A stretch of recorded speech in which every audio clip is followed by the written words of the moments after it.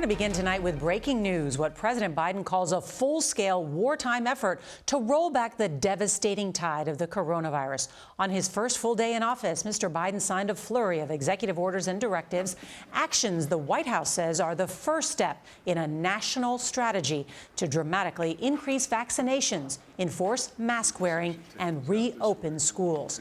Well, tonight, cities and states across the country say that new plan can't come soon enough, saying they are running low on doses of the vaccine along with the supplies needed to administer the shots. But with Americans now dying at a rate of more than 4,000 a day from the virus, the president says the country should expect things to get worse before they get better, predicting another 100,000 people in the U.S. will have been killed by the virus by this very time next month. And tonight, the president's chief medical advisor, Dr. Anthony Fauci, is also warning that new and more contagious variants of the virus could soon lead it to spread even faster here in the U.S., leading to even more hospitalizations and deaths. So as you can see, it's been a busy day here in Washington. Our team is standing by to cover all the major headlines. CBS's Nancy Cordes is going to lead us off tonight from the White House. Good evening, Nancy. Good evening, Nora. The new president signed 10 executive orders today and 2 presidential memos, all of them designed to give the nation's pandemic response a much-needed shot in the arm. This next one is setting up the pandemic testing board. President Biden put a pen to his promises today, even as he slammed his predecessor.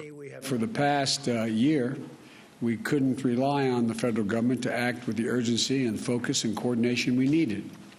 And we have seen the tragic cost of that failure, 3,000 to 4,000 deaths per day. One of the new executive orders mandates the use of masks in airports and on planes, trains, and intercity buses. Another invokes the Defense Production Act to speed production and delivery of COVID tests, masks, and other PPE. The president also released a plan to establish national standards for vaccine distribution and school reopenings. It is so detailed, it is over 198 pages. Without clear federal guidelines, states and cities have had to craft their own COVID plans. A rocky process marked by vaccine delays and canceled appointments. Needless to say, I wanted to cry just because I never thought I'd be so excited to get a vaccination as I was for this one. And let your arm go slack by your side. Biden aides concede they are unlikely to meet their goal of 100 million vaccines in the next 100 days unless Congress provides another booster shot. The new administration is pushing a $1.9 trillion package with funding to build community vaccination centers and to hire 100,000 public health workers.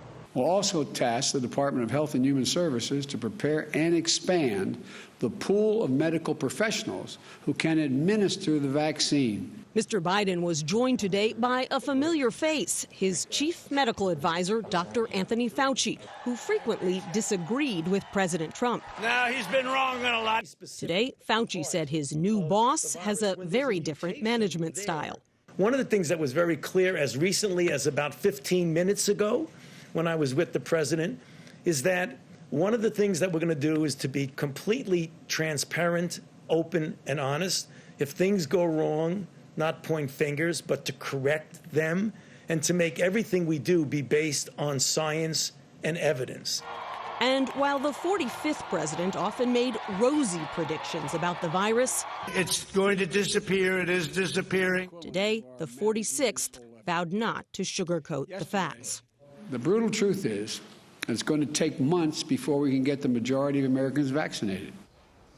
And Nancy Cordes joins us now. And Nancy, this is the first time there has been a national plan. And I understand you have some new reporting on just how quickly this plan is being rolled out to the states. That's right, Nora. We're already hearing from some state officials who tell us they are getting more outreach from key federal agencies just within the past 24 hours of this new administration, including, crucially, offers of help from FEMA to set up and staff mass vaccination sites. That help is needed. Nancy Cordes, thank you.